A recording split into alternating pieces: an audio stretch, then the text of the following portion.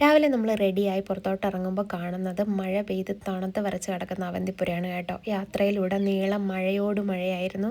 അപ്പം മഞ്ഞ് പെയ്യുമെന്നുള്ളൊരു പ്രതീക്ഷയിലാണ് നമ്മളിങ്ങനെ പോയിക്കൊണ്ടിരിക്കുന്നത്. പുൽവാമയിലൂടെ കടന്നു പോകുമ്പോൾ ഡ്രൈവർ നമ്മളോട് പറഞ്ഞു ഇവിടെയാണ് പുൽവാമ അറ്റാക്ക് നടന്നത്, എങ്ങനെയായിരുന്നു എന്തായിരുന്നു എന്നൊക്കെ നമുക്കിങ്ങനെ വിശദീകരിച്ച് തന്നു. ആ ഒരു സീനൊക്കെ നമ്മുടെ മനസ്സിലേക്ക് വരും. വിൻ്റർ ടൈമിൽ കാശ്മീരികൾ ഏറ്റവും കൂടുതൽ കുടിക്കുന്നത് കാവയാണ്. ശരീരത്തിലെ ചൂട് നിലനിർത്താനായിട്ട് ഇത് നല്ലതാണെന്നാണ് പറയുന്നത്. വ്യത്യസ്തമുള്ളൊരു ടേസ്റ്റാണ്.